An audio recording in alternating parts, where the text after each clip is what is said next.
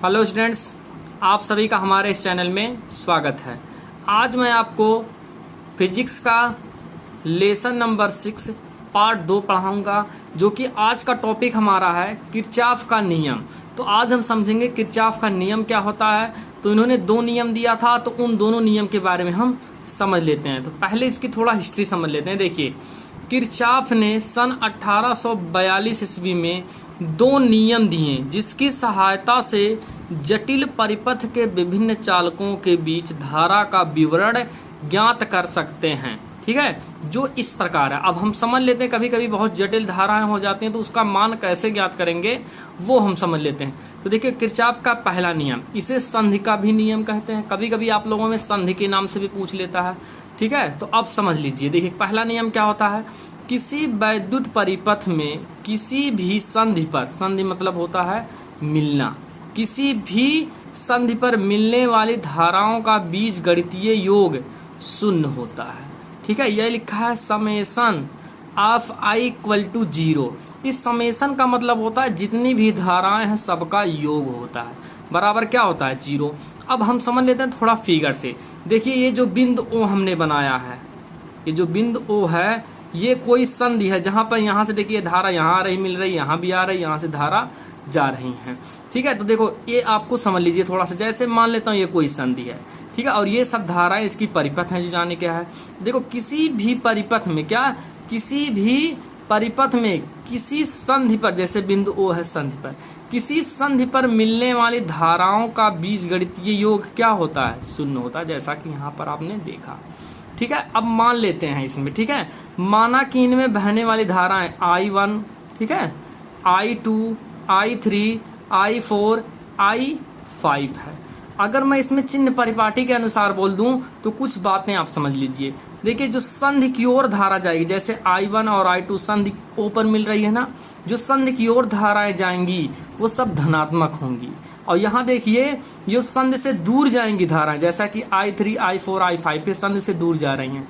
तो जो संधि से दूर जाएंगी धाराएं वो सब होती हैं ऋणात्मक। तो चिन्ह परिपाटी के अनुसार अगर हम देख लें तो I1 जो होगा, I2 जो होगा वो धनात्मक में होगा, और I3, I4 और I5 क्या होगा, संधि से दूर जा रहा है, ये सब ऋणात्मक में होगा। जैसा कि मैंने यहाँ लिखा, माना कि इनमें बहने वाली धाराएं क्रमशः I1, I2, I3, I4, I5 है, तब चिन्ह परिपाटी के अनुसार I1, I2 क्या होगी, धनात्मक होंगी, तथा I3, I4, I5 क्या होंगी, ऋणात्मक होंगी। अब हम इस पहले नियम का अर्थ समझ लेते हैं। फिर से एक बार समझ लेते हैं। किसी वैद्युत परिपथ में किसी संधि पर, जैसे कि बिंदु O पर मिलने वाली धाराओं का बीजगणितीय योग क्या होता है, शून्य होता है। जैसा कि देखिए, हम चिन्ह परिपाटी के अनुसार लिखेंगे। यहाँ देखिए, I1, I2 धनात्मक होगा और ये तीनों क्या होंगे, ऋणात्मक होंगे। जैसा कि यहाँ देखिए, I1 प्लस I2 और माइनस क्या हो जाएगा, I3 माइनस I4 और I5, क्योंकि ये तीनों ऋणात्मक संधि से दूर जा रही है धारा, इनका बीजगणितीय योग क्या होता है, 0 होता है। यहाँ देखिए, ये माइनस में है तीनों वैल्यू, इधर लाएंगे तीनों वैल्यू क्या हो जाएगी, धनात्मक में हो जाएगी। इससे हमने क्या सीखा, देखो इससे स्पष्ट है कि देखिए I1, I2 क्या है, ये संधि की ओर जाने वाली धारा है। ठीक है, और संधि से दूर जाने वाली धारा I3, I4, I5 है। तो देखिए, इससे स्पष्ट है कि संधि की ओर आने वाली धाराओं का योग संधि से दूर जाने वाली धाराओं के योग के बराबर होता है। देख लीजिए, I1, I2 क्या है, संधि की ओर आने वाली धारा है, और I3, I4, I5 क्या है, संधि से दूर जाने वाली धारा, जैसा कि फिगर में देखे थे अभी। ठीक है, तो संधि के पास आने वाली धारा मतलब संधि की ओर आने वाली धारा और संधि से दूर जाने वाली धाराओं का योग क्या होता है, एक दूसरे के बराबर होता है, जैसा कि यहाँ देख सकते हैं। ये था किरचॉफ का पहला नियम। और एक चीज विशेष रूप से समझिए, किरचॉफ का जो पहला नियम होता है उसे हम आवेश संरक्षण के नियम को भी कहते हैं, मतलब आवेश संरक्षण का नियम भी व्यक्त करता है। ठीक है, और किरचॉफ का पहला नियम जो होता है उसे धारा का भी नियम कहते हैं। ये चीज आप जाने रहिएगा। ठीक है, जो किरचॉफ का पहला नियम होता है उसे धारा का भी नियम कहते हैं। अब हम समझ लेते हैं दूसरा नियम। तो देखिए, किरचॉफ का दूसरा नियम, या इसी दूसरे नियम को पास नियम भी बुलाते हैं। ठीक है, तो समझ लेते हैं दूसरा नियम क्या होता है। किसी परिपथ में प्रत्येक बंद पास के विभिन्न खंडों में बहने वाली धाराओं तथा संगत प्रतिरोधों के गुणनफलों का बीजगणितीय योग उस पास में लगने वाले विद्युत वाहक बलों के बीजगणितीय योग के बराबर होता। अर्थात यहाँ देखिए लिखा है summation of I R equal to summation of E. I होता है विद्युत धारा, आर है प्रतिरोध, ये जो लगा है ई ये है विद्युत वाहक बल।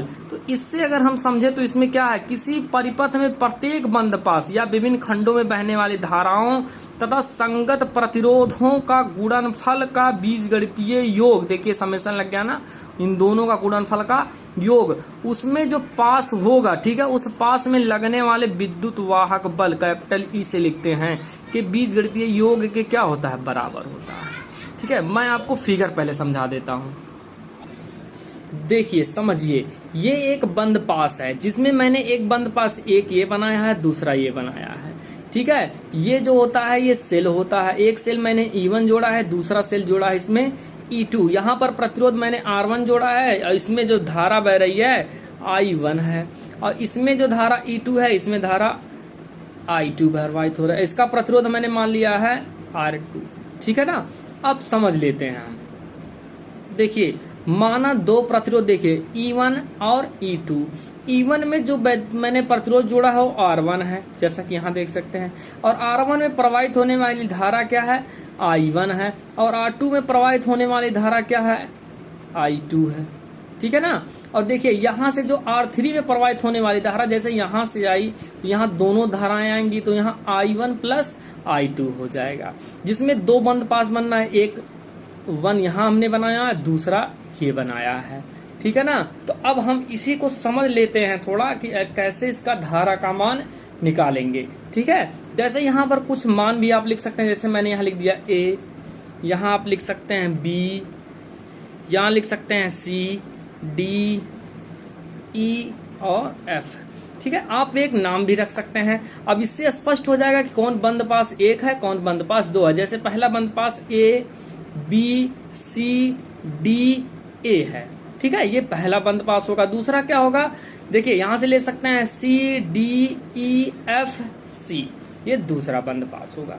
तो इसकी हिंदी पहले समझ लेते हैं, उसके बाद हम इसमें प्रयोग कर लेंगे। ठीक है, समझिए। देखिए माना दो सेलें E1 व E2 हैं जिनका प्रतिरोध R1, R2 व R3 है।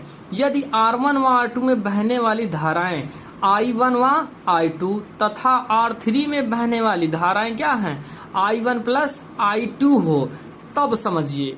तो इसे समझ लेते हैं। देखिए पहला बंद पास, इसमें पहला बंद पास, ठीक है, देखिए A, B, C, D, A। तो पहला बंद पास, देखिए हमने दूसरे नियम में क्या सीखा था, तो प्रत्येक खंड में बहने वाली, जो ये परिपथ है, प्रत्येक खंड में बहने वाली धारा और प्रतिरोध का गुणनफल का बीजगणितीय योग, और उसमें जो विद्युत वाहक बल होगा उसके बीजगणितीय योग के क्या होता है, बराबर होता है। तो समझ लीजिए कि पहला बंद पास A, B, C, D, A में, तो ध्यान समझिए। देखिए इसमें धारा क्या है, I1 है, जैसा कि यहाँ देखे होंगे, और इसमें प्रतिरोध क्या है, R1। अब ऐसे हमने ऐसे ऐसे आया, यहाँ देखिए धारा यहाँ अपोजिट हो गया कि नहीं हो गया, तो धारा अगर हम चिन्ह परिपाटी से देखेंगे तो ये माइनस में हो जाएगी। तो यहाँ से देखिए I2 माइनस में हो जाएगा। इसका प्रतिरोध क्या है, R2। इसमें विद्युत वाहक बल था E1 और इसमें है E2। यहाँ से गए तो यहाँ E1 में से हमने क्या घटा दिया, E2। ठीक है, तो E1 में से E2, ये विद्युत वाहक बल आ गया। इसी प्रकार अगर हम दूसरा बंद पास देखें तो समझिए, ये दूसरा बंद पास क्या है, देखिए D, C, F, E, D। ठीक है, D, C, F, E, D, ये दूसरा बंद पास है। तो इसमें हम देख लेते हैं धारा, इसमें धारा क्या है, I2 है, इसका प्रतिरोध क्या है, R2। अब ऐसे हमने आया तो यहाँ से देखा हमने धारा क्या हो गई, I1 प्लस I2। तो I1 प्लस I2, इसका धारा प्रतिरोध क्या है, R2। अब इसमें देखें तो यहाँ पर सिर्फ एक ही बैटरी जुड़ी है, E2, तो ये बराबर क्या लिख दिया हमने, E2। तो अब देखिए इससे स्पष्ट है कि विभिन्न भागों में धाराओं का मान ज्ञात कर सकते हैं। अब देखिए ये भी कोई एक जटिल था, ये भी कोई जटिल था। अब इसमें हम धारा का मान आसानी से ज्ञात कर लेंगे। तो इससे और चीज क्या समझते हैं, देखिए किरचॉफ का जो दूसरा नियम होता है ऊर्जा संरक्षण को भी व्यक्त करता है, अर्थात किरचॉफ के दूसरे नियम को ऊर्जा संरक्षण का भी नियम कहते हैं। और इस नियम को, अर्थात किरचॉफ के दूसरे नियम को वोल्टता का भी नियम कहते हैं। ठीक है, कभी कभी अलग से क्वेश्चन कर देता है कि वोल्टता का नियम क्या, या ऊर्जा संरक्षण का नियम किसे कहते हैं, तो किरचॉफ के दूसरे नियम को कहते हैं। तो ये था किरचॉफ का नियम। तो इसी प्रकार का वीडियो पाने के लिए आप लोग हमारे चैनल को लाइक, सब्सक्राइब और शेयर करना ना भूलें। वीडियो देखने के लिए धन्यवाद। जय हिंद।